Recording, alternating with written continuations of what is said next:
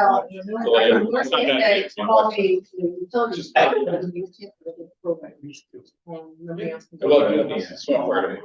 know, they say that.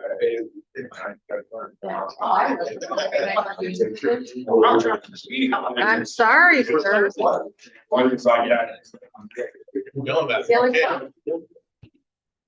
January organization order.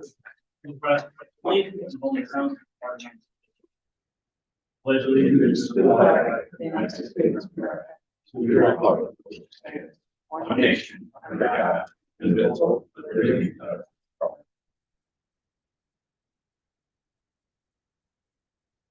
All right. All right.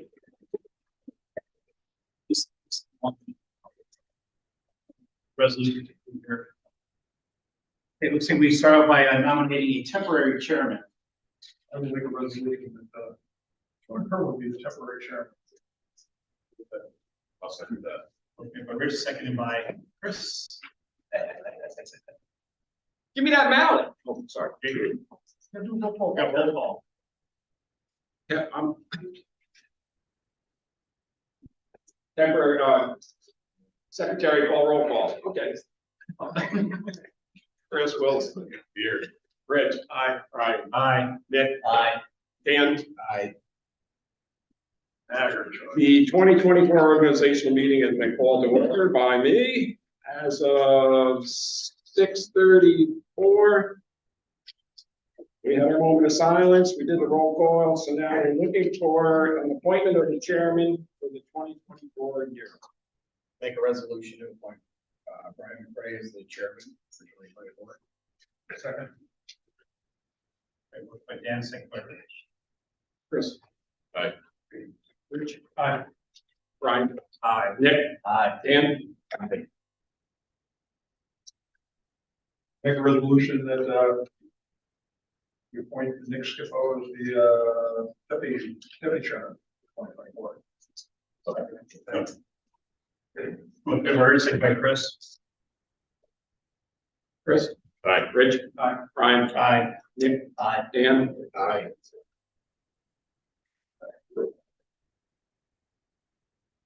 All right, Sean.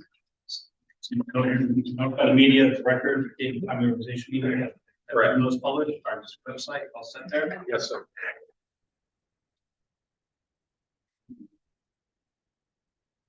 Right. Again, you want? Yeah.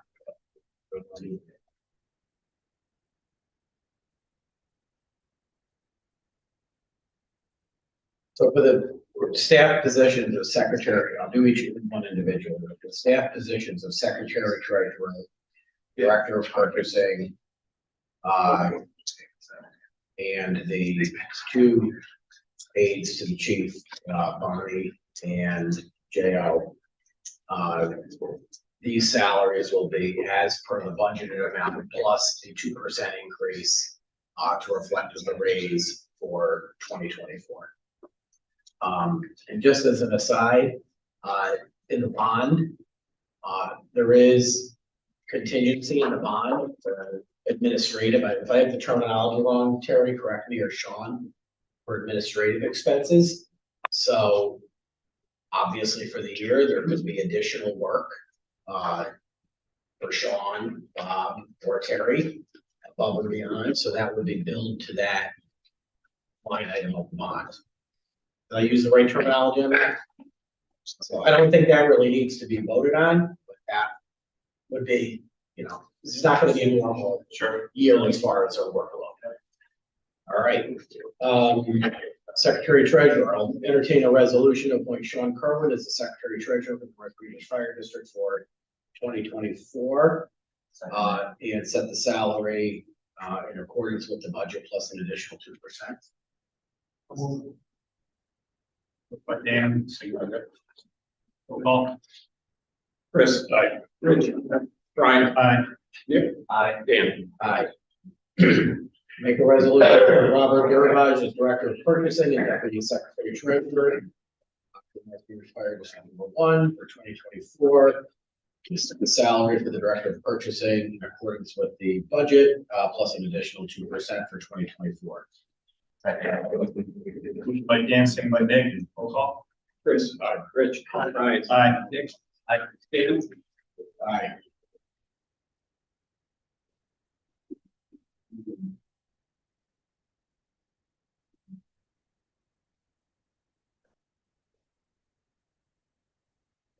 I'll make a resolution to appoint the Hannigan Law Firm, PLLC,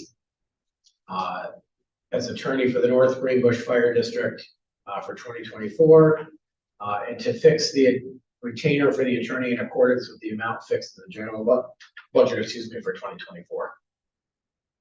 Second. Motion made by Dan, second by Rich, roll call. Chris, Rich, Brian, Aye. Nick, Aye. Dan, Aye. I'll make a resolution to appoint Bonnie Mountier as Chief's Administrative Assistant for the Freesville Fire Department, and Jimmy Oliver as Chief's Administrative Assistant for the Ryansville Fire Department for 2024, at a salary set in the fixed plus an additional 2% for 2024. Okay, motion made by Dan, second by Chris, roll call. Chris, Rich, Brian, Aye. Nick, Dan, Aye. All right, I make a resolution to appoint Mark Lasavita as non-compensated special projects coordinator for the year 2024. Second that. Moved by me, second by Chris. Chris, Rich, Brian, Aye. Nick, Aye. Dan, Aye. Okay, make a motion to acknowledge that the board review the insurance bond in force in the amount of $1.5 million for both treasurer and deputy treasurer, and found it acceptable. Second. Moved by me, second by Nick. All in favor? Aye. Motion carries. Make a resolution naming the Bank of Greene County our official depository. Motion made by me, second by Rich, roll call. Chris, Rich, Brian, Aye. Dan, Aye.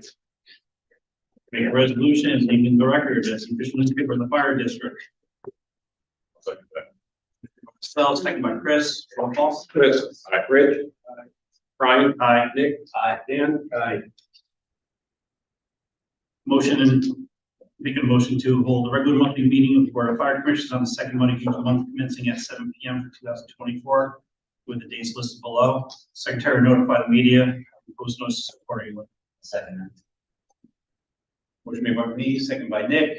All in favor? Aye. Motion carries. Motion to renew our membership in the New York State Association of Fire Districts, Capital Association of Fire Districts, the New York State Association of Fire Chiefs, and the Firemen's Association State of New York for the year 2024. Myself, second by Rich. All in favor? Motion carries. Motion made, making a motion to acknowledge that the board review the procurement policy and intend to follow precisely as attached. Myself, second by Rich. All in favor? Motion carries. Resolution that the board will adopt the applicable mile reimbursement rate set forth by the IRS for auto expense, currently 67 cents per mile for the year 2024. Second that. Motion by myself, second by Chris. Roll call. Chris, Rich, Brian, Aye. Nick, Aye. Dan, Resolution that the district will reimburse travel at the established state per diem rate for meals and incidentals. Moreover, all relevant receipts must be submitted with the fire travel voucher.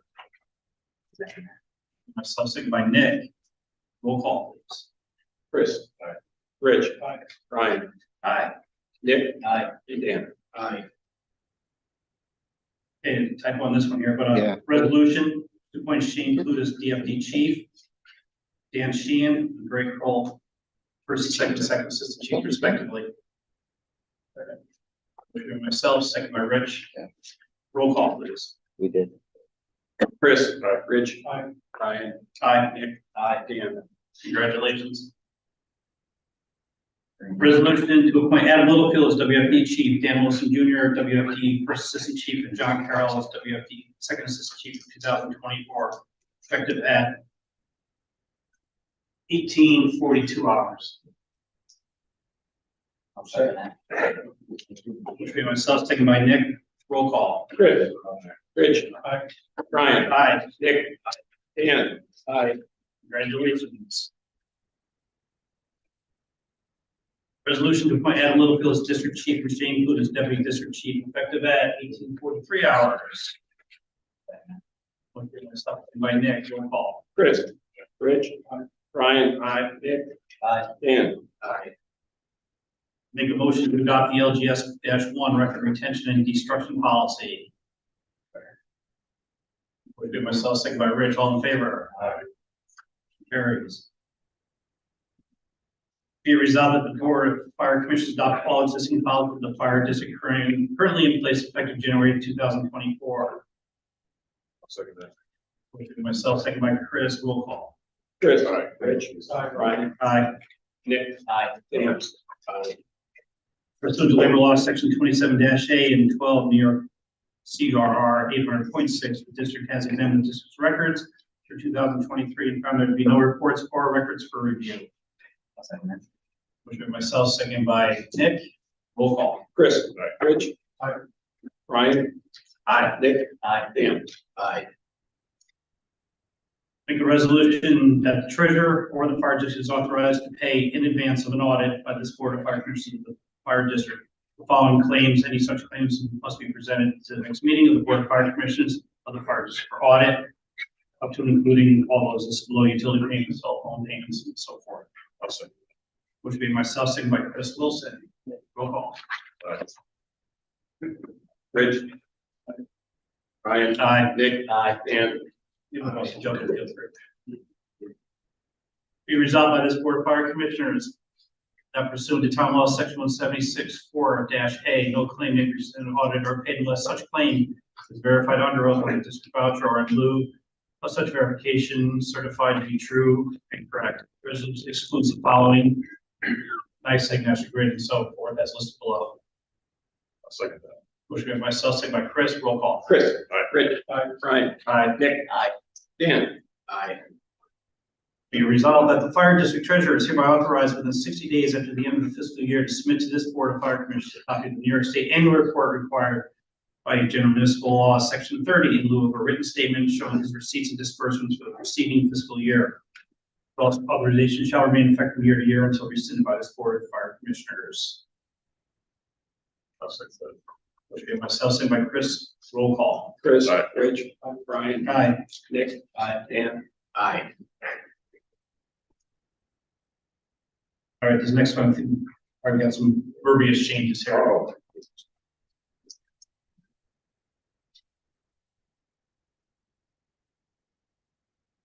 Basically, we should change this, the resolution about the banquet and the reimbursement payments.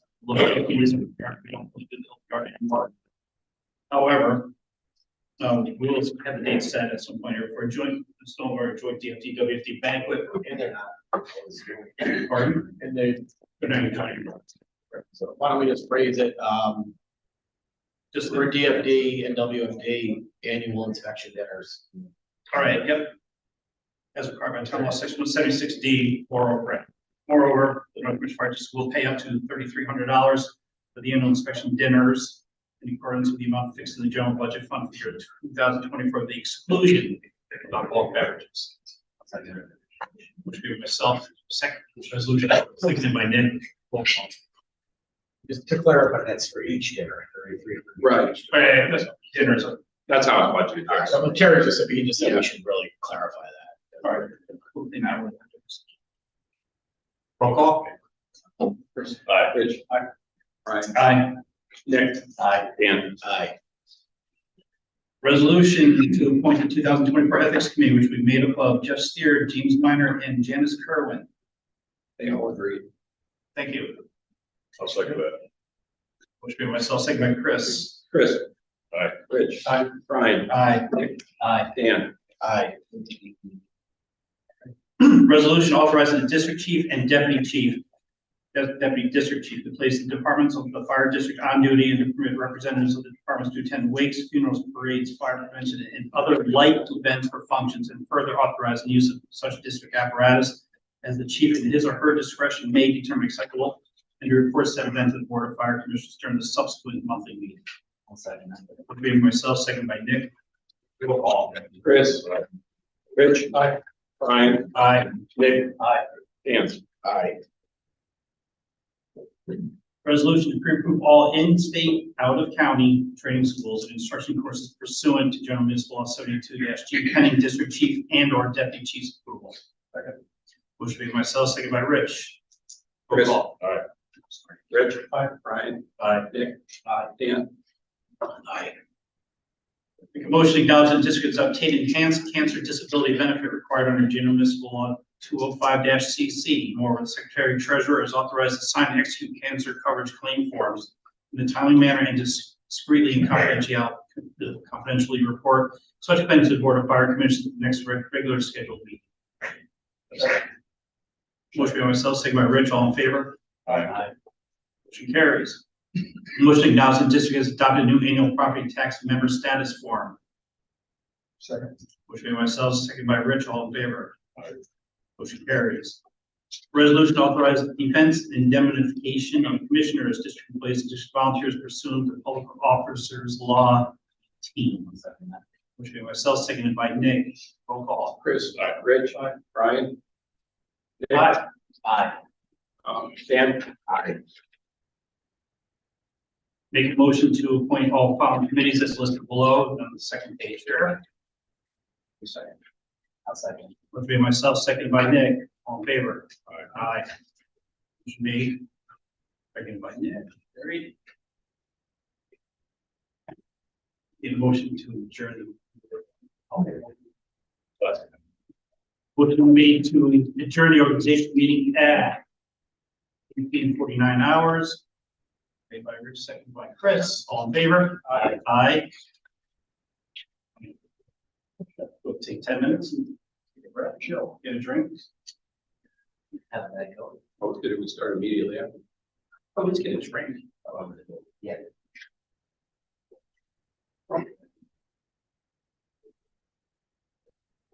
Oh, somebody said something. Okay. No big deal. I made it part of.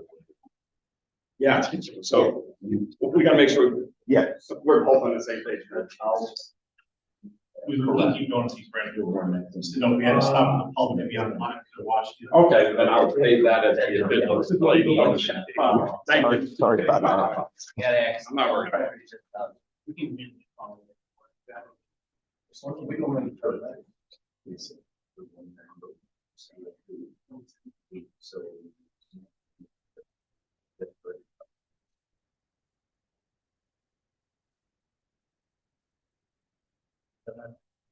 All right, my bad. Let's say we continue with.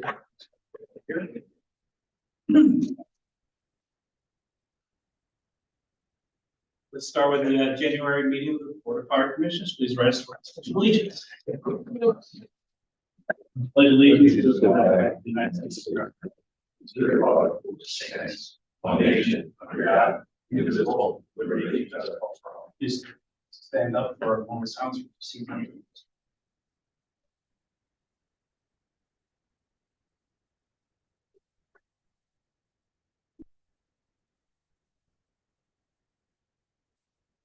Don, Inspector, when you're ready to roll call. Rich? Here. Right. Here. I don't want him sitting next to me anymore. Nick? Here. Dan? Here. All right, is there any public session for agenda items only at this time? Any public session for agenda items only? Hearing none, moving on to the district building report. Seeing how we doing, sir? Good. As you know, construction has started. The demo guys electricians were in there Thursday, Friday, they started their demo. They're there again today. The GC was in there today, knocking down walls. So we're in a process. So a long time coming. The schedule with this DC from MJG, he's very aggressive. We're just gonna have to watch him a little bit. He did knock a door out today that probably shouldn't have got knocked out until we cleaned out a closet, but that was minor. It was our fault that we didn't clean it out, only because financial stuff was in there. We're just gonna hold it there for a minute, but it's not over with. It's not a big deal. So this guy and Bobby will attest, he's pretty aggressive, he wants to move forward pretty quickly. And, it's gonna be a show over there within, by the end of the week probably. He's got one dumpster full already. Other than that, we got rid of a bunch of chairs that were donated by Mr. Panici a long time ago. They're all gone, the pool table's gone. We do have captain chairs. If anybody wants captain's chairs, we'll bring them over for you, because we got a lot of them. Other than that, the sink is gonna be going next week probably also. We're donating that stuff to a church in Massachusetts. So we're, on our way. So, thanks to everybody again for the helping hand, and, we'll just keep going here. No, thank you guys for doing it. And we've also, I saw the American Legion. So Yes, your meetings, you know, that's what, I should thank them also. Yeah, we're doing our meetings and that kind of thing down the Legion. Just to keep us out of the engine rooms right now. And then we'll be good to go. Commissioner, got anything or?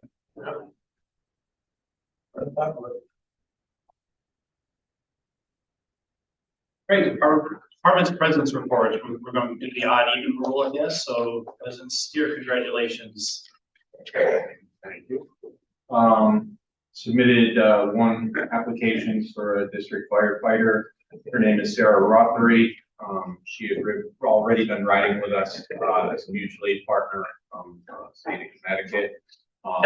They ceased having volunteers in that organization.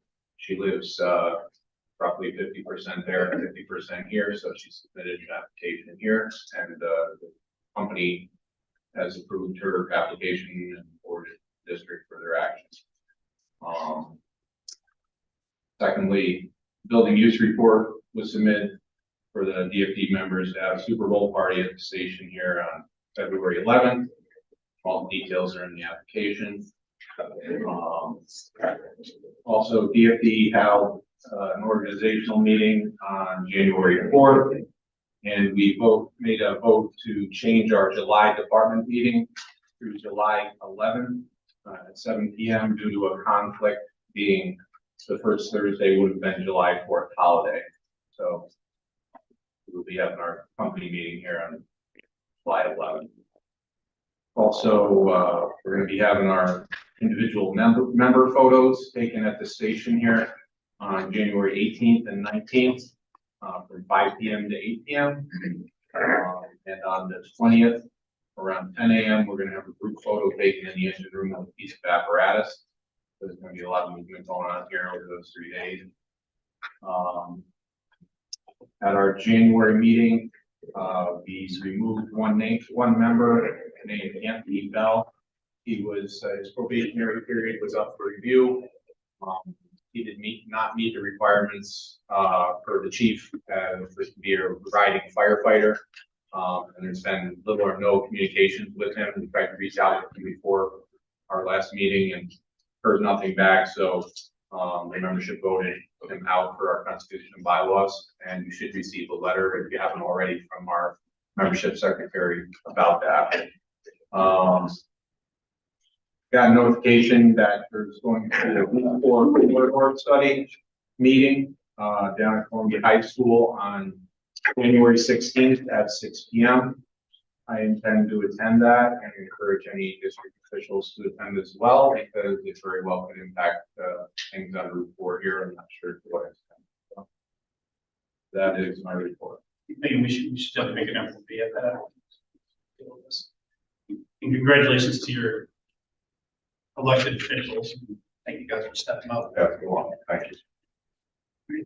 We'll vote on that and we'll go to membership as far as that. WFT President's Report, Mr. Mason. He's in the CME class. CME class. So we've got Dropbox. Nothing in Dropbox.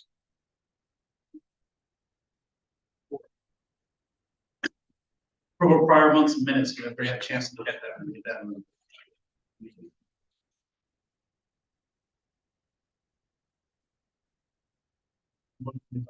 Approved. Second by Chris, all in favor? Aye. Carries. President report.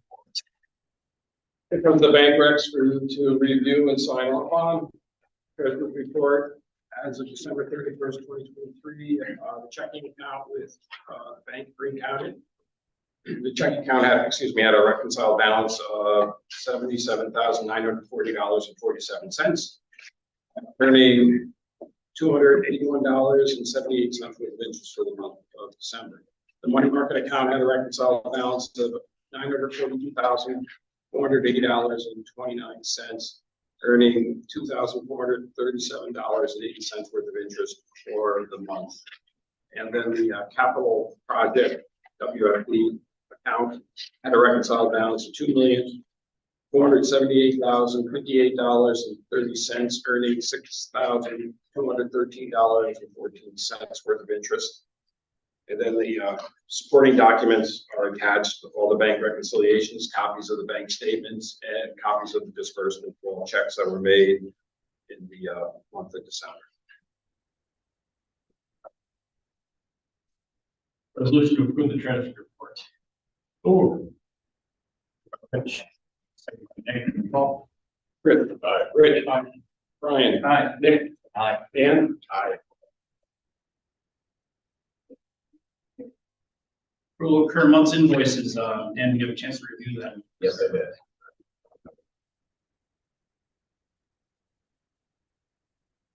Resolution to approve the current month's invoices. Motion made by Nick, seconded by Chris. Roll call. Chris. Rich. Brian. Aye. Nick. Aye. Dan. Correspondence proceed.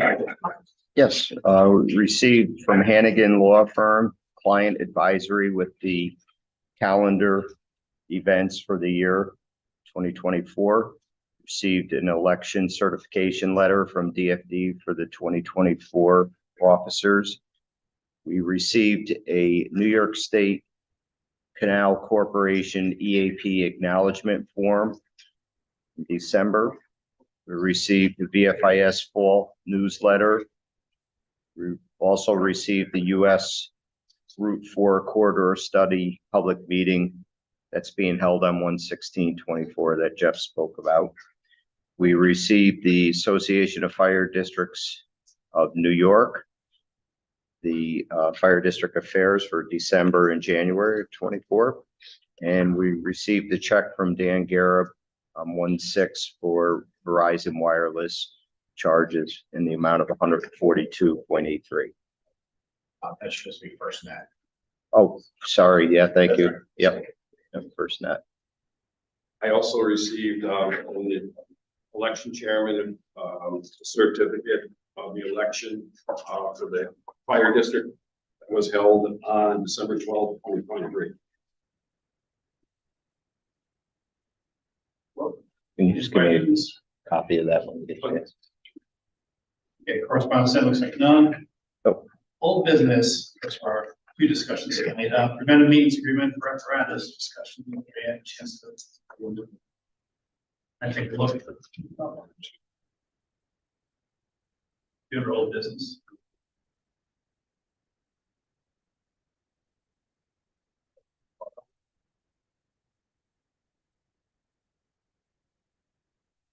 Basically, as you know, last month we asked about trying to go and get some quotes, so to look at the different, maintenance rates, so to speak. The red, I don't know if everybody's had a chance to look at this stuff yet or not. Yeah, I looked it over earlier. I'll comment on that. First off, the two quotes that Bob got are incredibly competitive with each other. They're very, very close to each other, which tells you that either everybody's sharpening their pens or pencils, everybody's sharpening their pencils or their conclusion, which I would prefer to think is the first, the latter. There is there'll be one significant difference in the cost of the annual service for the truck company, and that's pretty well explained in Bob's cover memo to us, explaining what the one company does versus the other, and why they have a higher rate, why the why they justify a higher rate, but what they could do to bring it down to comparable to the other. So that's there for consideration. I think my read on it, discussing with Bob, and I've had some minimal discussions with Jeff related to this. Jeff takes care of the preschool maintenance. It seems like whoever we have doing apparatus maintenance, there's always complaints about it. They missed this, they didn't do that, they weren't looking out for that. They left this a mess, whatever. And I think those are inherent to the fire service or probably almost any other fleet maintenance. I haven't heard, while I've heard complaints, I haven't heard anybody screaming, particularly the chiefs, for change. I have had some discussion with Bob on some of the things that's going on with Vanderbilt. And my discussion with Bob was at the very least, as being, at least from the board's perspective, responsible for maintenance, responsible for apparatus. At the very least, I think somebody, myself or somebody else, should sit down with Vanderbilt on behalf of the board and say, look, we had a discussion this month about, or this in January, about possibly going to another vendor. And these are the reasons why. I'm not, and discussing it with Bob earlier today, I don't know that we're of the belief that Vanderbilt even knows some of the issues. His people do. But I don't even know if they know the full extent of some of the issues. Because we've gone and sought other solutions and received other solutions and never gone back and told them what that other solution was or why they were so far off target. And I think they need to know that at least one repair, one significant repair last year on Rescue 4.2 was quoted by them to be a significant amount of money, and we got it done elsewhere for like 10% of what the initial quote was. It saved us a lot of money as we move forward. Right now that money isn't growing on trees for this fire district. So I think we need to have that conversation with Vanderbilt if we decide to continue that road. That's my take on it. Yeah. I know we've asked the chiefs about it, and we asked them if they were, not happy with Vanderbilt. We really didn't get much back besides, just the manpower issues. And, I think, the chiefs can't control, the labor and the extra charges and stuff. Is, should be us correcting those problems with Vanderbilt. So, I think, in my opinion, if the chiefs have no issue, we just stick with Vanderbilt. It's working now, and they've been servicing our trucks. Shane is here to see if any. Yeah, I mean, Rich, it's more than one occasion. I mean, I have pretty knowledgeable on vehicles, and I questioned him multiple times on it. One of them was a great job on Rescue 9. I think their philosophy is they're just going to throw a number at us, and they're so busy. If they take the number, then they'll accept it. The radio was absolutely ridiculous. And a great job when I talked to Larry, I questioned him on it. So we have, best interest of the taxpayers. He was doubling our price for the brakes. They're just throwing a number at us. And I really didn't get a question on it about Vanderbilt, but I think they're just throwing a number at us. If we take it, it's a high number, they'll get the job done. I think they're just throwing a number out there. They're so busy. Everybody's so busy. I think they're just throwing big numbers at places. And if you take that number, yeah, we'll do it. So I think there's due diligence on our part is when we get a quote from them, Bob's gonna have to drill down on the people in the know and say, hey, is this a reasonable number? And I think we fixed part of the problem. The two repairs that I'm aware of where they were going to significantly overcharge us were both mechanical repairs that we've come to the conclusion, and they've come to the understanding that we're not taking to them.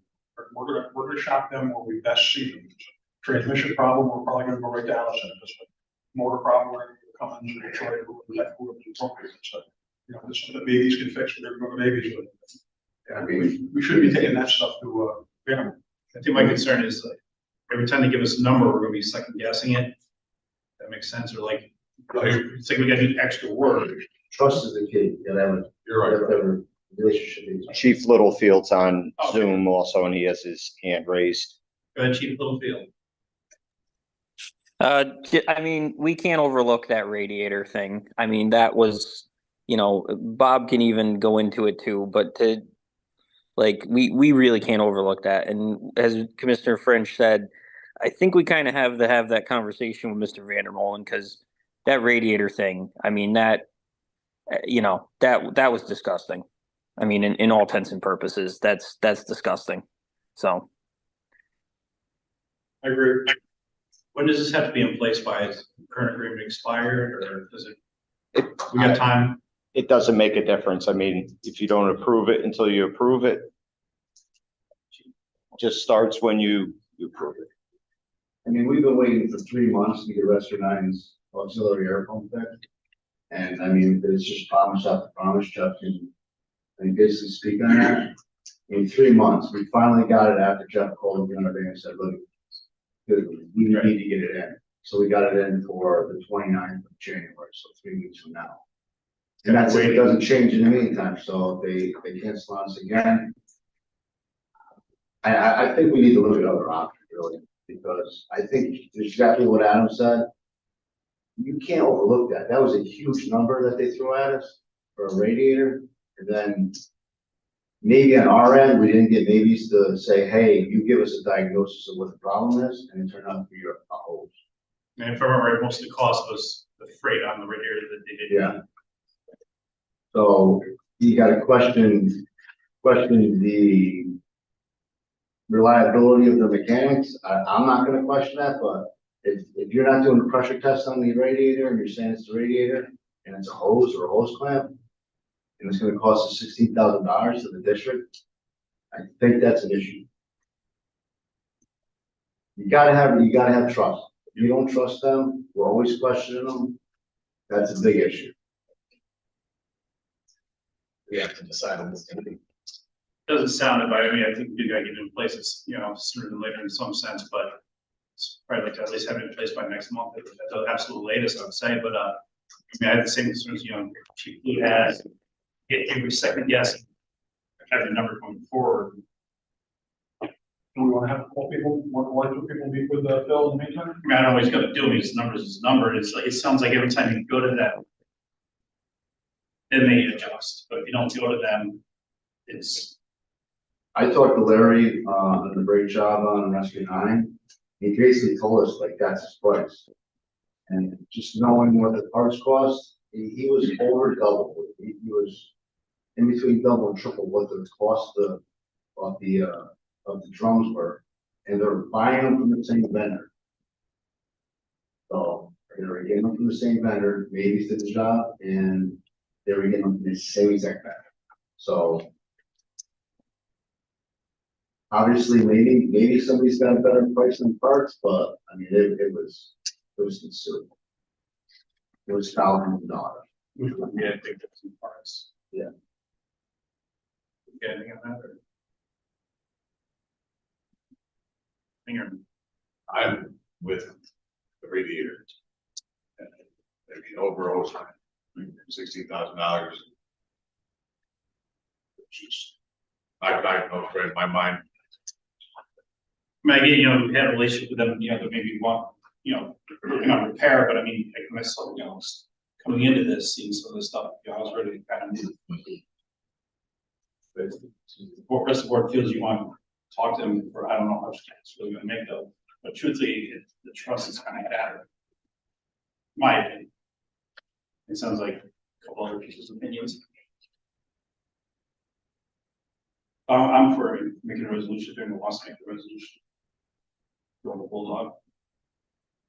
But if you want to wait, see if we work out something, I defer to you, but I'd like to have this in place by February, so the chiefs have consistent, reliable vendor for a problem resolved with triple A.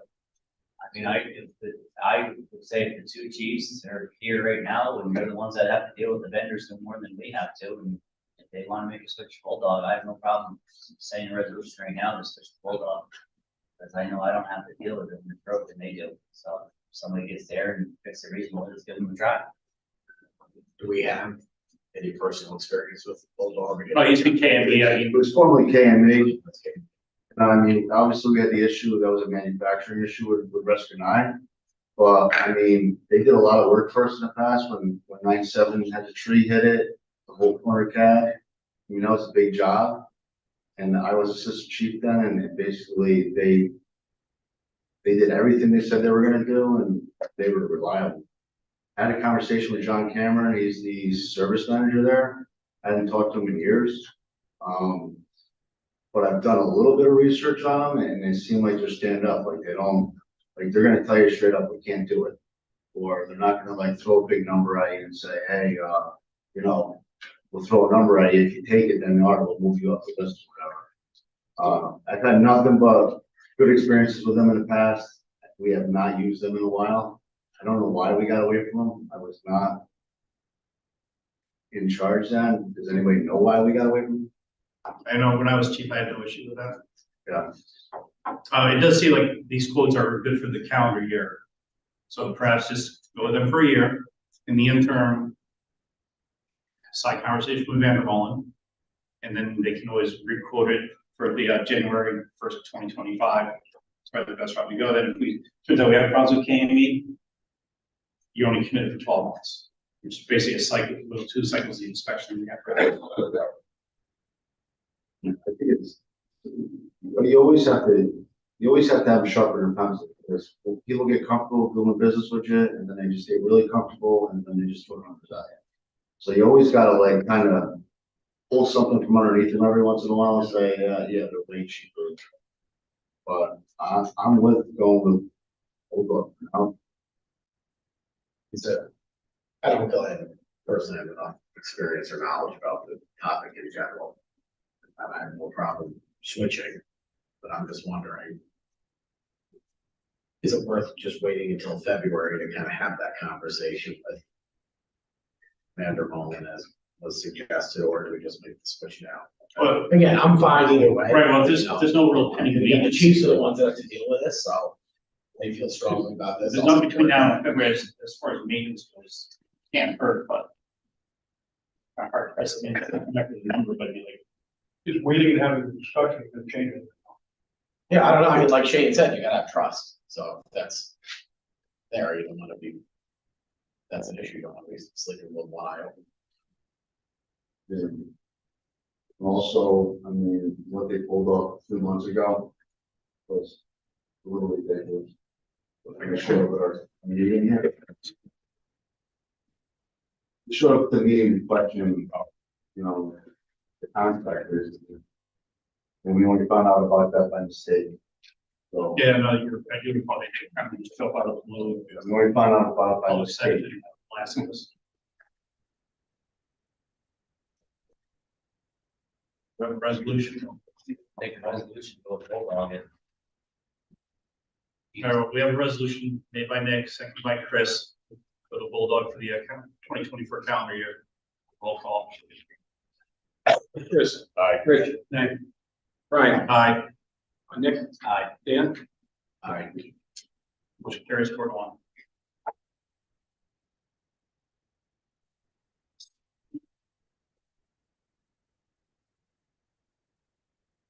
All right, new business.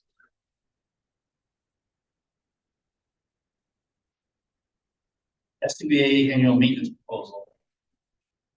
See on Dropbox. It's in, under new business. It's not in there?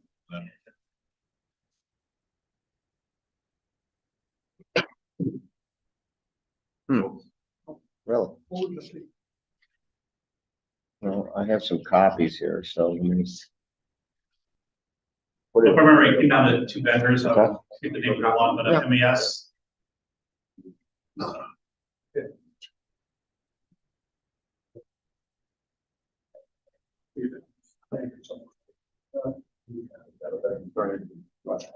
I'll give you the other copy here to Chris. Good for second digest.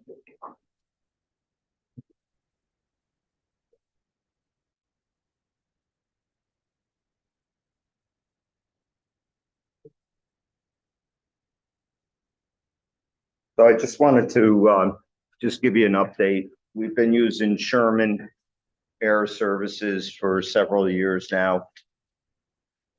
They're a good company. It's kind of similar to what you guys just acted on.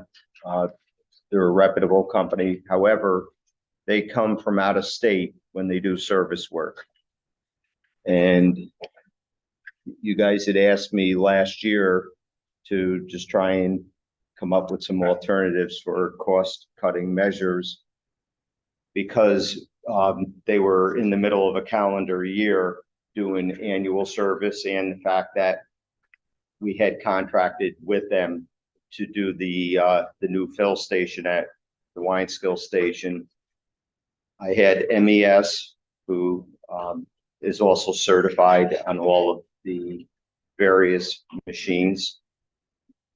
And you can see kind of apples to apples, MES is comparable. Their actual annual maintenance is a little bit more, but there's really no travel that's included in that. They said they would honor the quote price because it was back last year, but he knew that if the board were to even consider this, they wouldn't consider it until the beginning of the year. Bob Fink is the employee from MES who does the service. He's local. He lives in Rensselaer.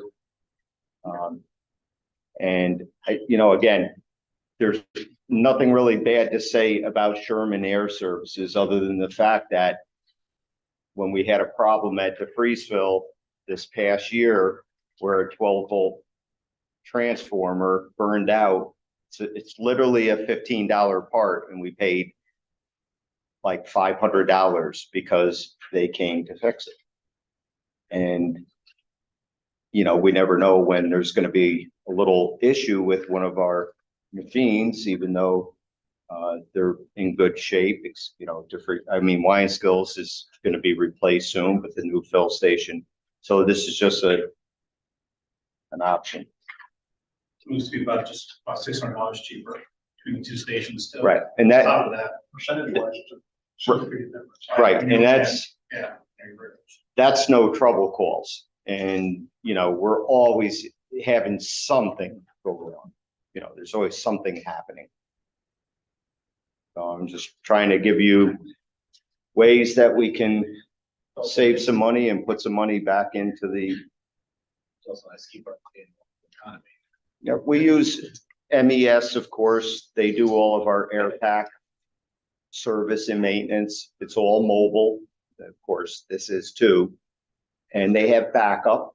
Phil Surprise and Bobby Blauer are the two gentlemen that come to do the air packs. And I don't think there's, Chief, was there any problems with the MES on that? No problems at all. And I don't,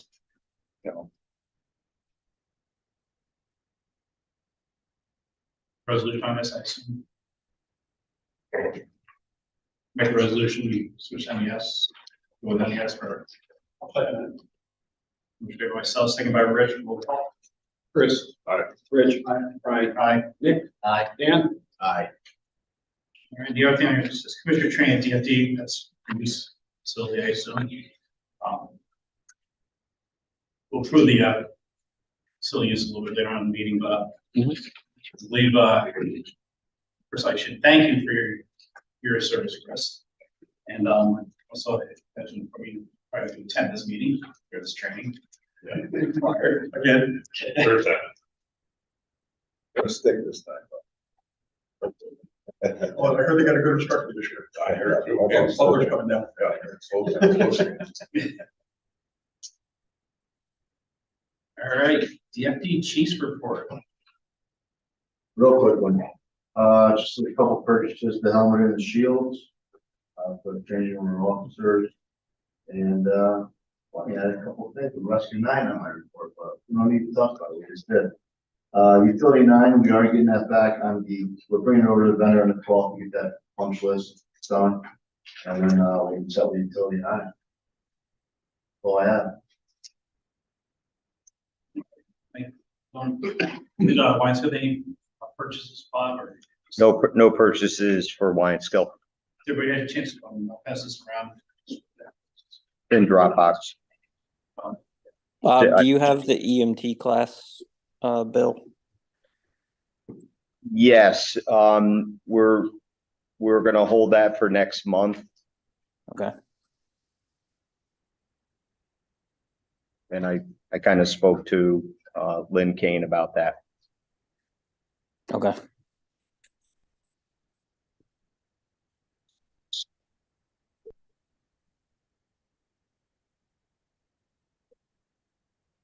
WFD chief report, we'll vote on that after the end of the chief reports.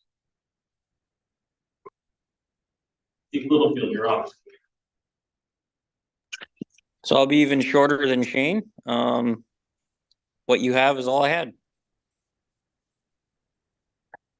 All right, so I see the participation report, and then there you'll find the responsibilities of the officers. Thank you for doing that, appreciate it. Here to date alarms. Both chiefs, congratulations to you and your officers. It's a thankless job, but somebody had to do it.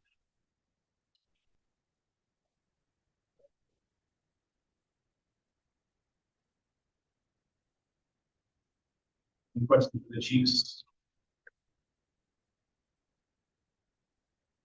Once again, it's a chance to look at that. Get the resolution. Physicals, everybody's going to put up on physicals. Last time I checked, my understanding is yes. Is that still accurate? I mean, everybody's caught up. But he's in great shape. Excellent. So we got Literally. one first request for Literally. helmet shields. New chief's helmet. Congratulations to Chief Pro. I thought I saw him sitting here a little while ago, but it was CME class, I'm sure. For $610. Any resolution to please purchase.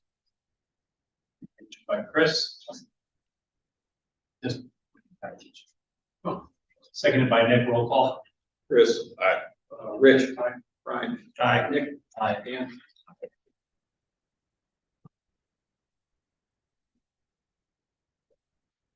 All right, Senate committee reports.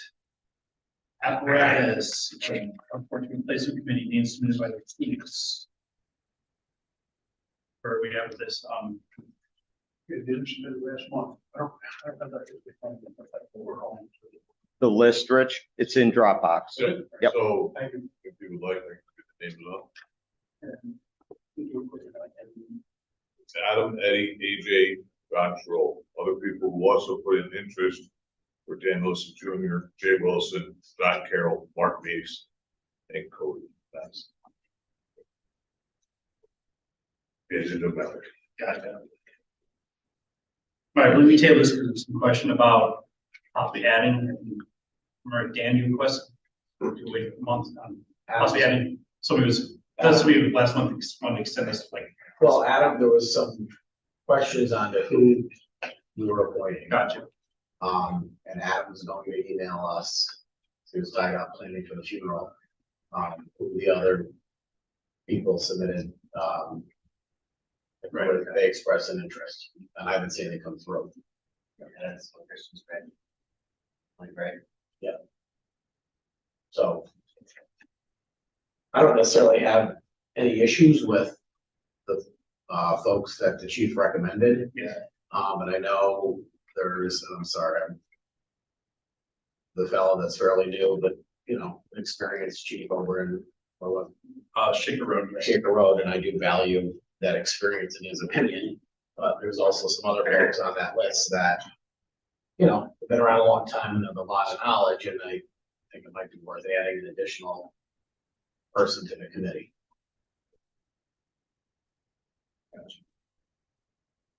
And, That's just my opinion, but yeah, I'm not by far probably, I'm not a ladder truck expert, but I know a lot of people on that list, and I'm for many years, and right. I respect them and value their input. Not discounting the people that were already recommended.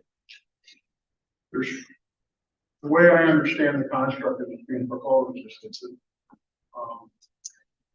Adam has submitted 4 names. We've got them. Additionally, there's 2 names that included in that. We Greg and, And she and is. Sheehan. And so that takes us to 6, and then you have 2 commissioners, takes us to 8. Even when we were buying 2 engines, an 8-person truck committee was, almost take out unwieldy, but it was, yeah. The bigger you make a committee, the harder it is to No, I manage. know.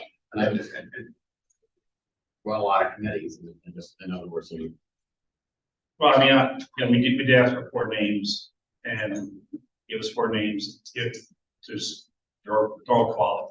You know, I have really no issue, qualified. I have no issue with the 4 people. We got 2 chiefs, 2 commissioners and 2 different, I mean, my Yeah. concern is getting too big with it. At this point, I'll make a motion that we go with 6 names submitted by the 2 chiefs. Second, Just to clarify, sorry, I mean, I don't have any issue with the 4 that we Right. recommend, I'm not suggesting a replacement. I just think there were a lot of good people on that. And that have been around a long time, know the history of the fire district and the fire department, may be worth considering adding. What we did with the, one point so that everybody was aware, of, what we did with the 2 engines, but anticipated we probably be doing this as well, is that, while there was a standing committee, an appointed committee, meetings were open to any firefighter. And we had, routinely people that weren't on the committee attending the meeting. Matter of fact, Dan Sheehan was not initially on the committee. And then there was a couple people that left the committee. And he was just, he had made so many meetings, he was just like an natural appointment to step in and fill a position. And it worked well. So, and just the fact that somebody isn't appointed doesn't mean they have to go to a place, doesn't mean they aren't, doesn't mean they're gonna be closed out from seeing what's going on. It may mean that, you know, if a vendor is arranged for us to go look at a rig somewhere, you know, we're not gonna rent a bus and take 25 people to go look at a rig. But probably limit that. But if a vendor's making a presentation here, or if we're having this discussion on various points, and yeah, sure. and meetings should be open. Yeah, meetings should be open. They're not like closed door meetings. Or should it be?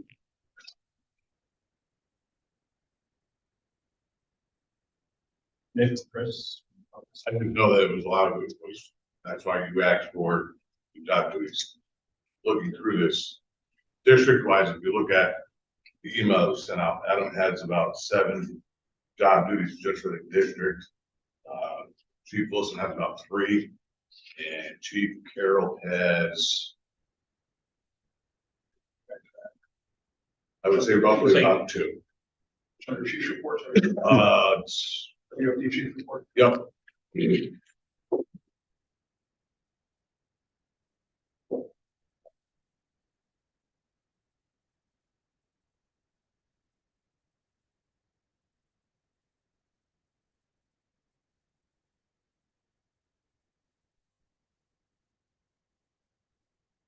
I mean, I know there is one missing under, oh no, you got there. I can't put a label on how time consuming some of those duties are. That's what I'm saying, you got the overall administration, the purchasing, the maintenance and operation of vehicles, physicals, he's doing spreadsheets for us, the long range planning. That's just all the stuff in the district. You know, Junior does our hose, our ladders, lock box, gear, and fuel locks. Well, banquet, junior firefighter. Banquets, or for a company. Right, no, there is some responsibility. I mean, it's, You know what I mean? I'm trying to avoid, I mean, also some of these names, there's some concerns on some of the extra ones, right? There's some borderline conflict stuff. Well, just saying for even just the district department, but for us, there's a lot of responsibility that Adam does take on. Probably the big boss. You know, Don Carroll's doing, the training, he's obviously coordinating all the EMS stuff. And the apparatus needs committee. I kind of think they're 2 different issues, respectively. I have no issue with Adam being on it. I don't disagree with taking a look at the roles and responsibilities, but I think they kind of need to be.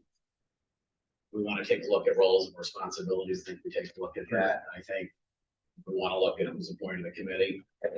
No issue, me personally, I have no issue with that being on the committee, and I guess to follow up on Rich's comments, some of these other names, you got a lot of good quality people there, and I would hope the two chiefs and the commissioners that are on the committee would tap into that knowledge and be proactive in seeking some of their advice. You know, I know when I was the chairman of the 96 committee, feels ancient at this point.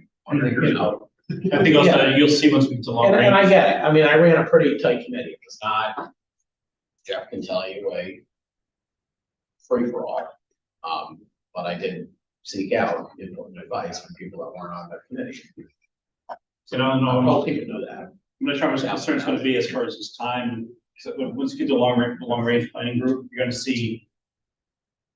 We got 3 or 4 years and. Maybe a whole new set of chiefs by then. How the truck committee can be that aggressive in the first year, that makes sense. Engineers attached this year, you'll see when we get to the finance side of long range, that part of the meeting. Be a long process. So it's gonna say it's a long process, and I mean, no matter what, somebody's gonna get left off the list that wants to be on the list, and this person's search is gonna get hurt. You know, it's 4 positions, there's a big, you know, decent list of qualified people. And like we talked about, Rich has said about the 7th, he started with 8. I know I wasn't there, some people were there to the meetings, we put it back and forth, you know, any of these people can show up, join in. And there should be no secret meetings, people like excluded from these meetings, that's. I mean, so. I don't have a problem with the list of chiefs committed for the truck board too. Committee. I believe you made a motion, or Rich made a motion, you seconded it. All in favor? Aye. Rehab committee names for 9/6 and rescue 4/2. Those are smaller projects. Sorry. I can. I'll get the hang of this. I only got the 4 people with the rest. Yeah. 4 people for the rescue were John Carroll, TJ, Eric, and Walt Apple. And for the preschools, Chuck Steer, Brandon Gallagher, and subsequent. Yes. Brandon having been the guy behind the. Doing rescue 9, so you. There's nowhere, you know, my understanding is they probably nowhere near as extensive work. Rescue 9. And so we'll get the names for the 2, so we should approve those. Motion by Nick, seconded by Rich, all in favor? Aye. Aye. Building and grounds, emergency repair of the water leak. You guys, and first, Chris. I don't. All right, just so you know, in our meetings too, you got the Winesville Building Committee, which I covered this in the beginning. Chris and I will be commissioners on that going forward, just so you're aware. Yeah. We just felt it was better to realign that because we are building a ground, so this is a building. But there was that change there, so. There was an emergency repair leak. There was an email that had gone out about the dollar amounts and stuff, what was the threshold, not the threshold, which we kind of discussed last month. We should probably look at, you know, the dollar amount, but basically the work that we've done here, I think was expanding, just, you know, damage on the walls. I'd like to, I guess would be a resolution to declare this to have been an emergency repair for budgetary purposes. Terry, can we, there was an emergency water leak repair that had to be fixed, and we're really close to reaching our spending limit for the budget. And this, we were hoping to push it off until January. So could we pass a resolution to take the money out of the repair account? Repair reserve, they have to be back by December 2025, the other half by December 2026. Right. Okay. But this is one of the rare and unique circumstances where it takes a 2/3 vote of the board. So you need 3 commissioners and 1 little commissioner.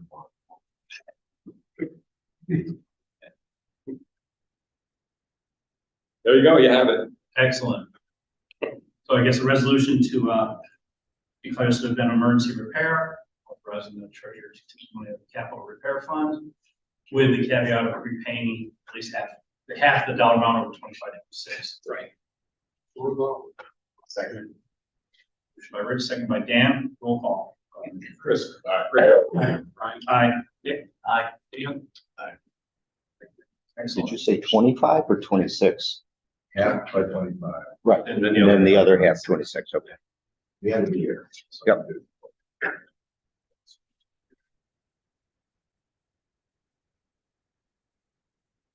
All right, district personnel, Dan, myself.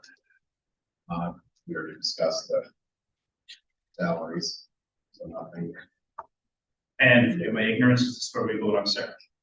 what's that? This is where we vote on Sarah's application. It's in, Yes. membership, right? Long range planning. That's all right. We'll get there. Finance insurance audit, Dan and Nick. I don't have anything. Sean, anything else? I'm sorry. Any other financial insurance?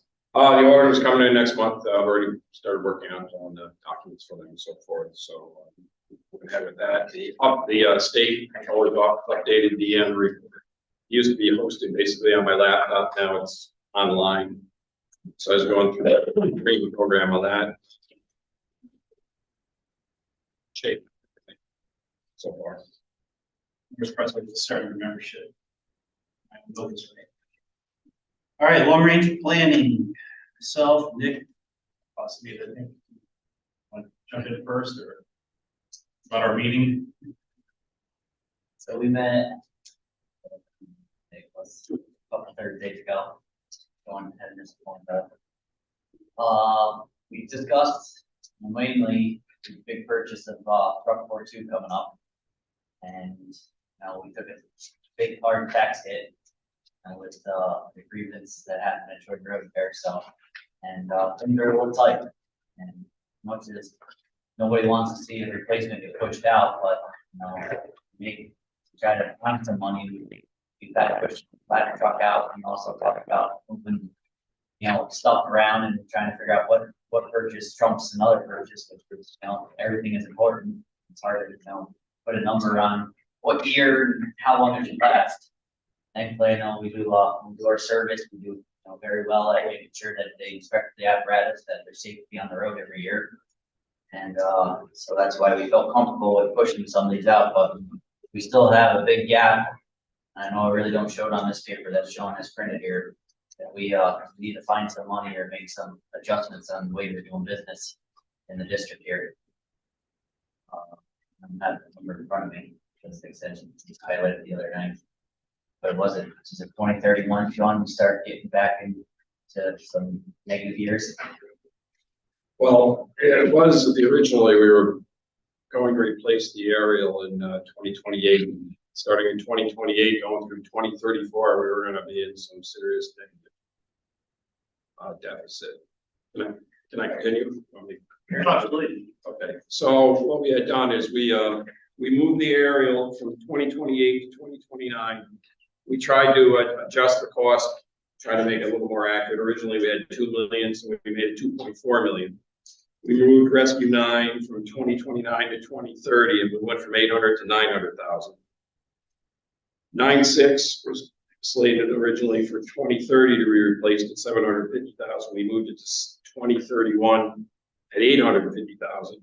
And then we kept Rescue 4.2 to be replaced in 2032, but we did increase the cost of it from 750,000 to 900,000.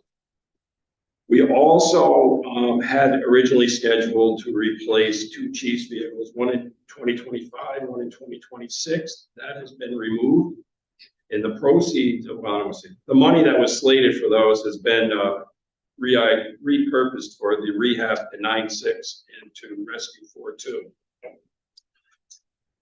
Fasten your seatbelt. This really helped us.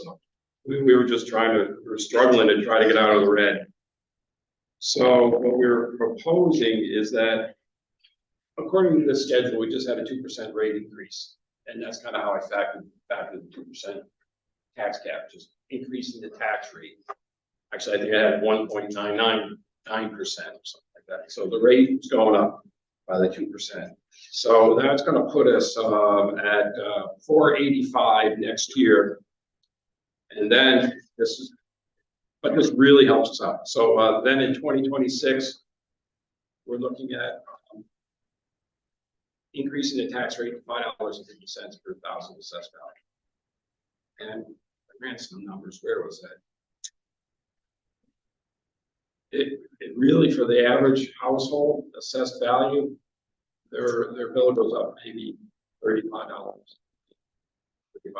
$40 or so. You had it on the bottom of your spreadsheet. Yeah. Right. So by doing this, I mean, we were in the prior example, we were in the negative in millions. And now, with this revision,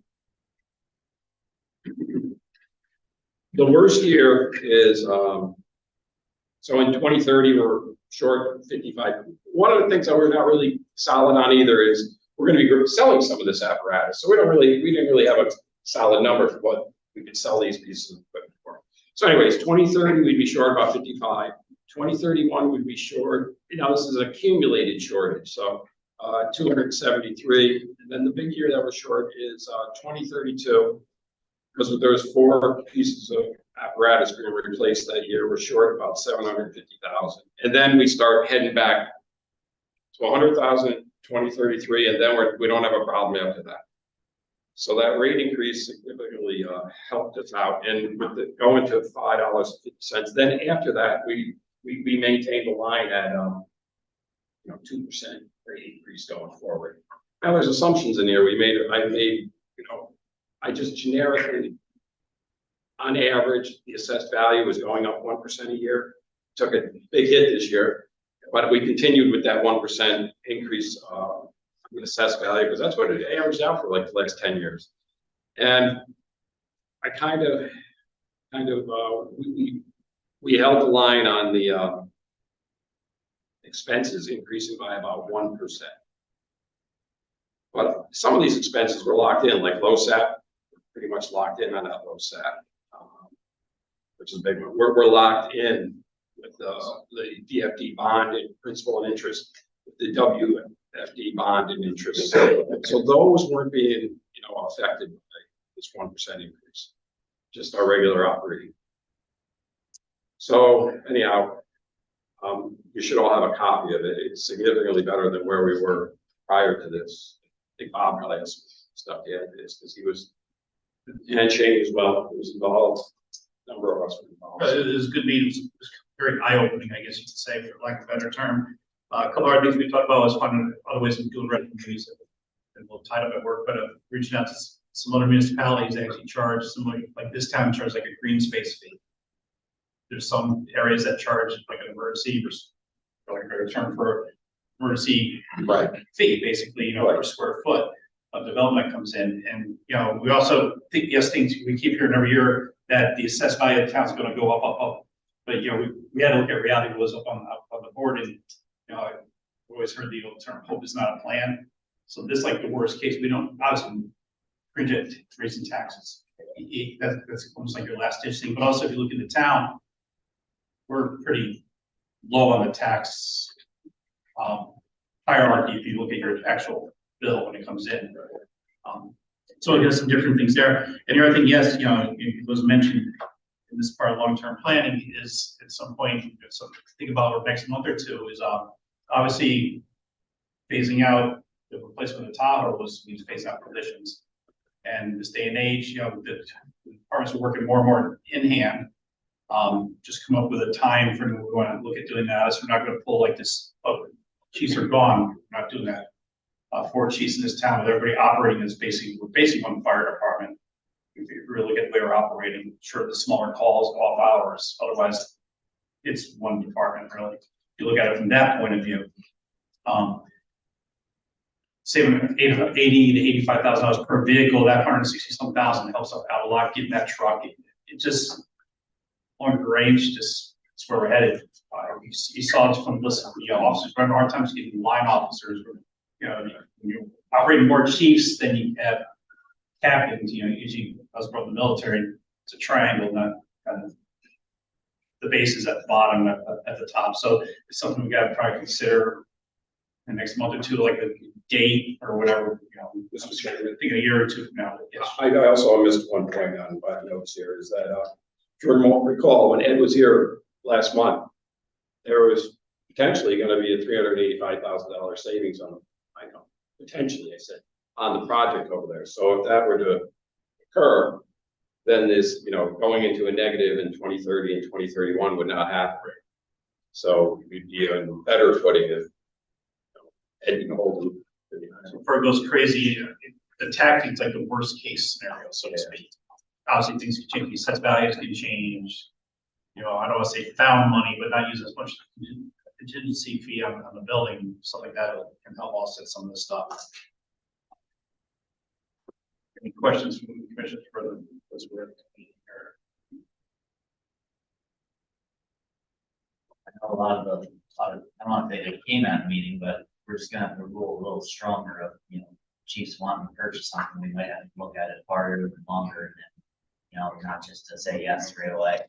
Because there, it's, you know, with that big screen up there the other night, it was kind of worrisome to see the deficit. And, you know, we moved a lot of numbers around, and you know, as much as we don't, like Ryan said, we don't want to see two chiefs vehicles to go away, but I think it's, you know, the writing's on the wall. It's, you know, they've done their job, now it's time to save some money and, you know, save anything we can.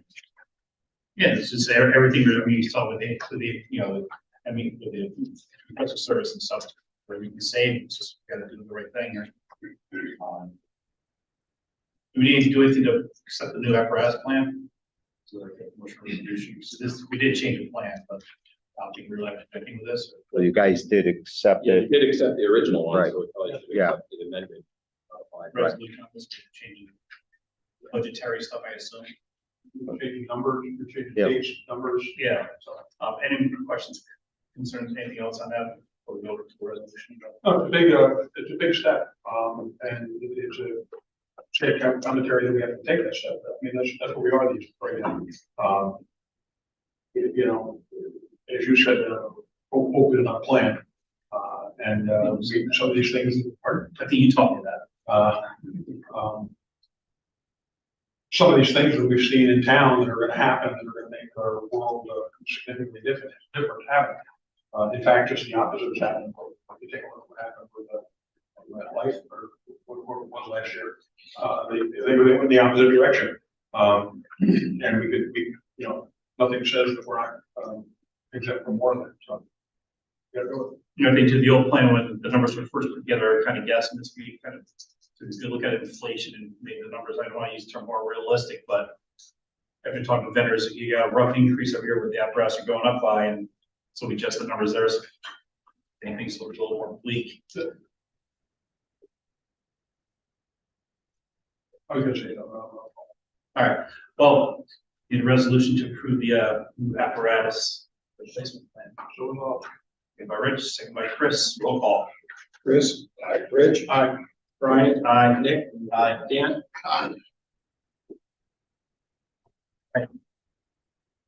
Policy procedure membership. Now we can vote on Sarah's act. Okay, so motion was. I'll make a motion. Make a motion to accept the application of Sarah Rothridge, second by Chris. All in favor? Aye. Aye. Motion carries. All right, Nick, I'll turn this one over to you. Trying to find it. Paper copy. It's under standing committees. All right, so kind of going through, you know, district policies and looking at some odds and ends, and you know, some members in Winesville brought it up to my attention. And you know, beginning of the year, new officers taking chief's vehicle, and so under authorized section 2 authorized passengers, we're gonna add be a number 6 that no pets to be allowed in any chief's vehicle of any kind. So you know, it's sad that we have to write it in there, but it's in there, so please make sure that they, you know, understand why I'm saying it. Just, I don't have an issue with it. Just some concern, like what's wrong with that? And I'm all front, I'm don't, a chief brought his dog on calls, few times over the summer, or I don't say over the year. I've never seen it, but it's been brought to my attention, so, you know, so that we have to say something, but it is what it is. You know, we had to say something about children, so now we'll say something about, But the other thing too is like, you know, I talked to some of our canine handlers at work, and the ones that keep their animals, canine partners, in their vehicles, there's usually temperature monitoring sensors that they put in there when we wait from the vehicle, stuff like that. And I don't think our vehicles are really equipped with that. No, I'm not opposed, I just. Right, no, I'm just saying, just check the background, our vehicles aren't really equipped with that. Through legal window or something, or something. The dog's aggressive, it's just kind of, that's a motion, right, Brian? yeah, you're just modifying, I think it would be a resolution on modification to a policy, so, I'll make a motion. on your hand, you see the added line under section 2. Number 6 under section 2. Motion by Nick, I'll second. seconded by Dan, all in favor? Aye. Motion carries. All right, LoSAP, Nick, myself, presidents, chiefs. Anything for LoSAP? I know they're getting close to. Getting ready, right, Sean? Getting ready, About more months. right, chief? All right. Where do you say? Business operations and technology, Dan and Nick.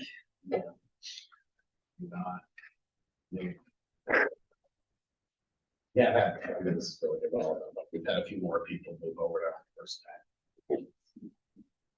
All right, I believe you got to just make sure this, Greg is aware of the cell phone options. Yeah. According to what. Yeah, he's set, so. All right, Did he submit his, insurance? For the phone? Not yet. All right, I think I'll do it next month. Yep. development plan review, self, Nick, chiefs.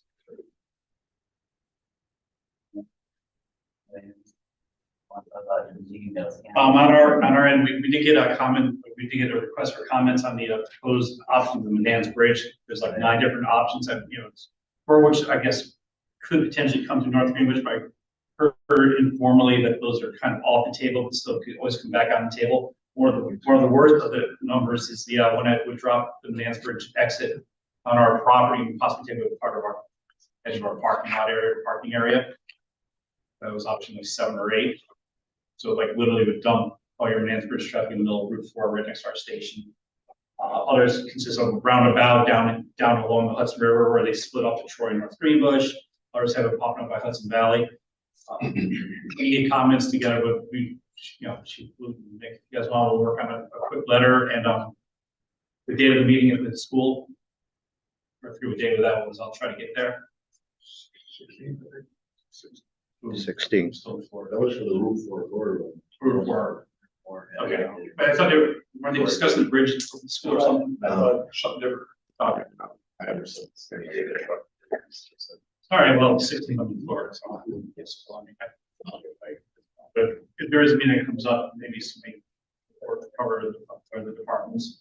The other thing is, we had a meeting scheduled with Quackenbury Commons, with the request of the planning board, which the developer stood in front of the planning board last month and basically said he'd already met with us. We've been working on this for 2 years where he's not met with us, so we can make public comment. So I can make any public comment. So we set up a meeting over at Town Hall, morning off from work, with Bill Miller. We sat in Bill's office for about 40-45 minutes. Somebody called the developer. He got his times messed up apparently. He didn't show up to the meeting that we proposed at the time of 11:30. So we rescheduled the meeting for the 19th and see if they show up then. I know Mr. Miller has probably about, looking at the sheet, he has 30 plus issues, concerns, questions. A lot of them are our questions and concerns. There was a slight change to the plan, which we noticed last month in the grading plans we received, that showed a 2-story underground parking garage, opposed to a 1-story underground parking garage. So we got some different questions about the construction, but we'll see if the meeting happens next week. You have any time on that? It's supposed to be, I believe, 11 o'clock, and I'll get it to you. And that's all I got for development. I can do chief. Do you have anything? Chief Littlefield, anything? Development, excellent. The other thing, actually, my apologies, the cannabis permits down the street here. Basically, my gist from the planning board meeting is, it sounds like you can only have one within 2,500 feet of each other. So it might be a race to see which one comes up first, whether it's going on Route 4 or Golden Road Drive, because they are probably within that 2,500 feet thing. So really, something that's going to come down to whoever the Office of Cannabis Management approves. And the third vendor, which was supposed to be done this way, isn't happening, I guess. With that, Firematic Operations, Rich Chris. The one thing that I put in your Dropbox and paper copies of is the recommended best practices for fire department training programs. And I distribute these based on a couple of things. Some have been some discussion over the last few months. And I don't know if anybody had a chance to read it yet. I've mentioned it to a couple of you so far. Yesterday, fire districts, capital region fire districts, whatever their official title is, did their electronic newsletter. And they had a link in there on a first read, if you will, proposed new voting regulations. And again, it's a first read. It's probably one or two person's interpretation of those regulations. I don't even know exactly who made those interpretations, how accurate they are, etc. But if you read through that, and I've only read this 20, 30 pages or something like that, but we read through it once, and I get a chance to go back and read it in a little more detail. My take on it is that we used to know and expect that the NFPA and the National Consensus Standard bars were way up here, and the OSHA bar was somewhere down here. And that was the minimum. We had to beat the OSHA bar. We strive for the higher one, but we had to beat the OSHA one. It looks like OSHA is trying very hard to bring their bar up comparable to the NFPA bar, because in so many ways and places, they're directly referencing NFPA standards and making that the applicable standard for whatever it is they're talking about. And if this change occurred, I'm going to significant more. There's things we talk about on a regular basis that would be greatly impacted by some of that, both training wise, fiscally, and a whole bunch of other things. This standard, this recommended practices that I created with this one, really goes over core competencies of what we should be training our people on. And to the end of trying to meet these standards, I think that if we're conducting, as a district, if we're conducting training, these are fire companies conducting training, and we can't pin that training to one of these core competencies, shooting firefighters, interior firefighters, apparatus operators, or incident commanders, then we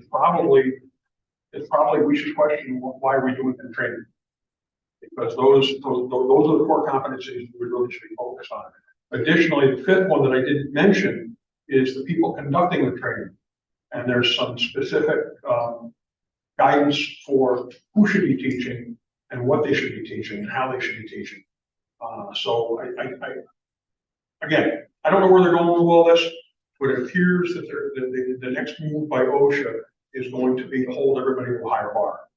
So I think rather than, put our blinders on and say, oh, we have blinders and our hearing protection on and say, oh, it'll never happen, I just need to be better prepared for it.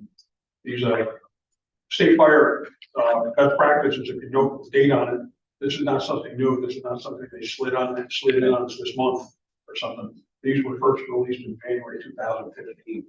So they've been around a while. A lot of parts of the state, it's just the accepted practice now. Here in this county and in this district, it's not quite. So something we need to look at and we need to move forward with. Did someone get forward to the chiefs if they didn't get this right? Just so you guys. I will forward it to them. Thanks, Bob. Yep. All right. Can I back up to the usage policy here, if I can add a little more verbiage to it? That any bring part that service animals, thanks Dan, be allowed. Right, so except or exclude service animals. the motion to accept the amendment to the policy. I don't. Look at Chris. Nick, Chris. All those in favor? Aye. And the only thing I got left in my college site, I really paid attention to 4.5 years where we vote on facility use things I probably should do back on the previous year's report, but we do have 2 facility use policies here. One for commissioner training on February 3rd, start time 7:30, I think at 1500. Well, the guy's kind of shady, I don't know if we're. And there's an application in here for Super Bowl party for the membership, President Stewart submitted it. Didn't see any issues with it, at the requirement or the just use policies. All paper was complete. Motion by Nick to approve, second by Chris Wilson, all in favor? Aye. Thank you. Approved. With that, yeah, well, that's fine, Sarah's there. That, any public session? Go on. Take Dave first. Okay, we'll take Dave. Couple of things. I've been working on the volunteer tax law for the school districts.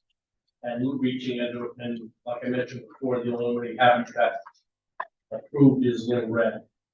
But after thinking about this in our losses this past year with our senior firemen, the way the district approved this was the physicals required to be participating in this tax program. And I've always thought it as being unfair to the senior members that don't necessarily jump on trucks anymore, but they do attend meetings and they are active members as far as participating in some. And then it took the heart here to me when I looked at the passing of Frankie Giuliano, Johnny Herder, and I look at like Jimmy Oliver, who was put in many years. And as much as they're not jumping on trucks anymore, they do attend meetings, or they did attend meetings. And then when I really thought about it, was at the way Frankie Giuliano. And this doesn't just affect Frankie not getting this benefit, his wife now not receiving this benefit of a fireman who's put in over 60 years. And the same thing with Johnny Herder, who's put in years of it. So I'm asking the board to consider possibly an exemption for members that aren't able to ride trucks anymore, that are participating in monthly functions for the department, who do sit down there with morale for younger members and for helping in whatever form they can. If it's answering a radio, they may not be signing in, they may not be collecting, or they already maxed out their LoSAP. But they're still active members, and it is part of retention. Keeping guys like that around to tell the stories. So after I look at this, and Jimmy Oliver, there's another member who doesn't drive anymore, doesn't jump on trucks, but he's walking around with a nasal canyon. Right? He still participates in the monthly meetings, which help, again, the stories which carry down through to get younger members excited about being members. Able Park Fire District approved it under the law with any active member. They didn't put a physical on it, they didn't put on jumping on fire trucks, they didn't do any of that. They approved it for their senior members just for that reason. So I'll ask the board to consider that option of making exemptions, and then I'm sure Freesville has senior guys that still participate on whatever level they can and take care of it. We're not talking a lot of members, but we are talking members who put their lives into this. And I think it's very important that you consider that. I'll reach out to Chief Luckman, see how they pull that up, because I get it, it's gut wrenching, you hate to see it happen to any member. I believe we came down to the definition of active firefighters, so I'm not sure how they passed that. Well, Right, I get it. We gotta figure out how. because it says members, doesn't say physical, doesn't say anything else, and that was my argument before. And I understand the board's feelings on it, is that in other departments, they require that it be a physical, they require that it be a person that jumps on a fire truck. If you look at our daytime crews right now, most of them are over 60 years old that are taking these trucks and going around these squalls. And it's pushing the limits on some of these guys. Okay? It may not be the smartest thing for the district to do. The other thing I have is that we ought to maybe start looking at doing a retention committee. Recruitment and retention actually active every month that you bring this up to find out what we've done as a district to improve it. All right, our biggest goal right now is that we don't have young people putting on air packs. You look at the minimum crews that we have right now. We're lucky to have one SCBA guy, and he's probably 60, jumping on a fire truck. And if it wasn't for fire alarms, he wouldn't be going in. He's still not gonna be going in, some of these guys. So this 2 in, 2 out rules and all this safety that we wanna talk about isn't happening. So I really suggest that maybe we take and get aggressive on some type of recruitment and retention. If we have to send a letter to the governor and say, look, you got $200 on the board right now, for anybody that doesn't own a house. See if we can get that pushed up to 500. I know the capacity is working on it, but I think it's important that we start looking at it different. There's a lot of members that may join. It takes 2 years under this program to own a house to get the benefit. Nobody's gonna be skimming this. Nobody's gonna be cheating on this, okay? To me, it's a very good program. It takes 2 years if you join today and own a house. Otherwise, join today and you gotta get $200. That's it, man. And you obviously can write our support. The state is starting to go that route now. Let's leave Right. it. You And pass, hopefully they will, but well, maybe you the pass better people, I thing feel they to give you $2,000, for example, to pass that. Maybe, no, maybe the board can send a letter to the governor and say, look, if we support this and this is our response, we need young blood in here to participate in these programs. And you're gonna see in the next couple of months, there's a whole retention thing started with the state. State fires actually got permission to hire the people. So you're gonna see a lot more of that going forward. Which I think is a good idea. The other thing, and this is the last thing I have, is that you guys brought up the idea of charging some type of fee through the town for green space. The town makes a lot of money on the green space money. We have a nice little pool of money sitting there for that. It's not gonna happen by talking about this in this meeting. You need to get aggressive about it. We already planned on that, and that's on the long range committee. And That would be we didn't get into every every minute of our meeting. If we get 1% of that money added to it, or whatever we have to do, that may help us with our budgets down the road. We already planned a meeting with the supervisor. So, you know. I appreciate it. If there's anything I can do, I appreciate it. I'll help out whatever we have to do. Thank you for your time, and I hope you'll consider the exemption part, or whatever way you have to work that, because the deadline is gonna be March. Chairman, I want to address the situation part. We were required to identify active members, and we felt that we needed to put ourselves in a position to identify those. We could justify those identified. We said anybody that's an active member, all right, we don't care what their status is, we don't care what their participatory level is. If they're an active member and they get a physical, we're gonna put them down for that approval. We didn't require them to pass the physical. We didn't require certain things in the physical. We didn't require them to jump up and down on one leg and, run around the block or anything like that. We didn't require anything other than they get a physical. Yeah. All right. That just helps us separate those that are still physically with us and those that we're just carrying in the books. Right. People like all the people that Dave identified, Jimmy Oliver, Donnie Kirk, Frank Giuliano. God rest, the two of them have died. I understand that. God rest their souls. They could have gotten physicals. There was nothing for, I know they would not have been classified as interior structural firefighters. Hell, I'm not classified as an interior structural firefighter anymore by my physical, but I went and got my physical, and that's all that we required. And Dave made mention and reference to, I'm sure the Freesville got some old guys that are around. They do, and those guys are all, they all went and got their physicals. So I don't know what the issue is. Now, if people are confusing the tax requirement along with, we also had the requirement that they have their physicals and their mask fit test for the cancer bill. That's an annual physical that they need to continue to do. If I understand that. Annual fit test. Annual fit test, I'm sorry. Even that's part confused But right now. if people don't understand it, then they come here and ask questions. But we can't have people running around giving the wrong information when we made this very clear and we made it absolutely accessible to everybody.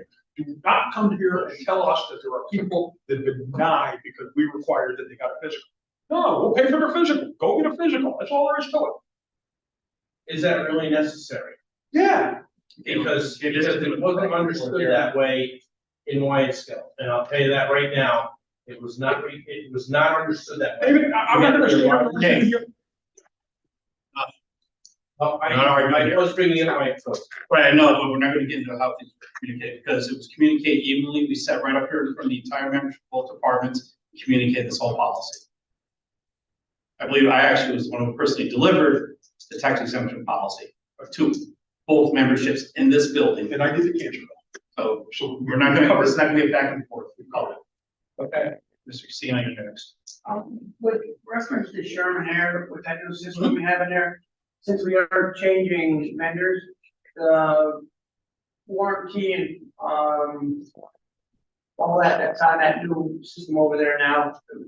I don't know for the 1 year parts and labor, but will that, if we go to the other vendor to service that, is that going to affect that warranty?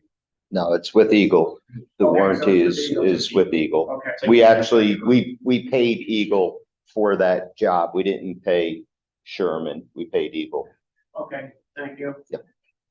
In reference to truck 42, I know 2 months ago, there was talk about, slowing that down in some of the responses. I don't know if the chiefs were talking about that, if that came to a head or not.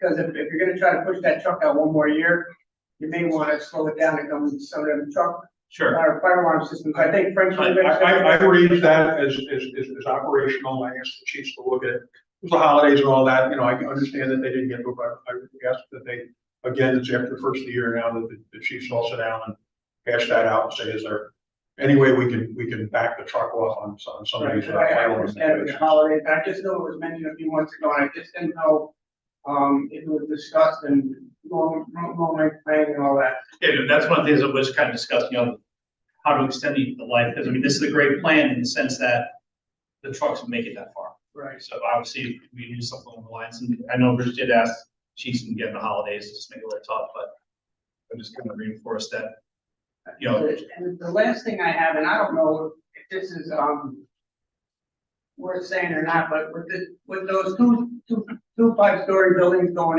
in on the side of town, and that developer did give some money to the ambulance to build its garage.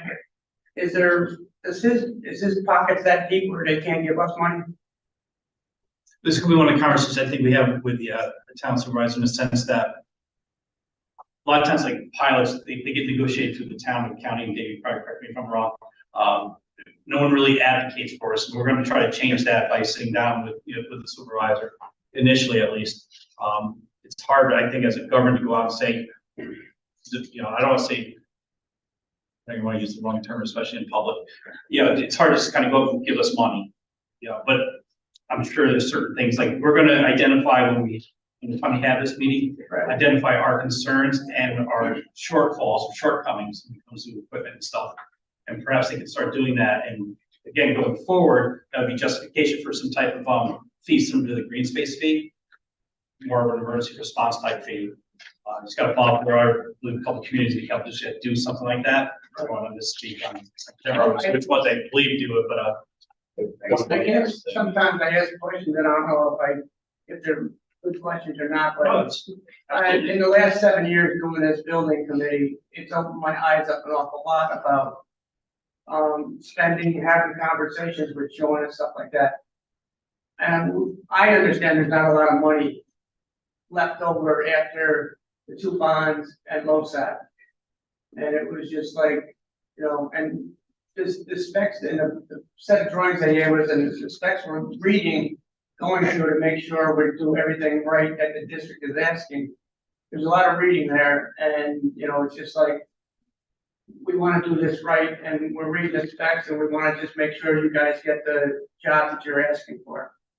I mean, it's just I mean, the last 7 years has opened my eyes a lot to what's going on around here. same here, last 4 years. I mean, sitting there with you. And again, I thank you guys for how you you know, are going about your business, and you are trying to do the best for town. I appreciate that. And thank you guys for the work you guys do, you know, down the committee and everything over there. So, anything else for public session? Just kind of following up, I know you're gonna meet the town supervisor, which I think is a great idea. It's just reminding me of years ago, maybe 15 or 20, when we were floating the idea of potentially finding businesses, false alarms and whatnot, and it's basically dead on arrival, with the town. But this is a little bit different approach, so I think it's definitely worth exploring. There's probably a better chance than having them pass a town law or ordinance. I think they got past that fine business stuff, but. Anything else from public session? Excellent. We have a motion to adjourn. Adjourn by Chris, by Chris. All in favor? Aye. Aye.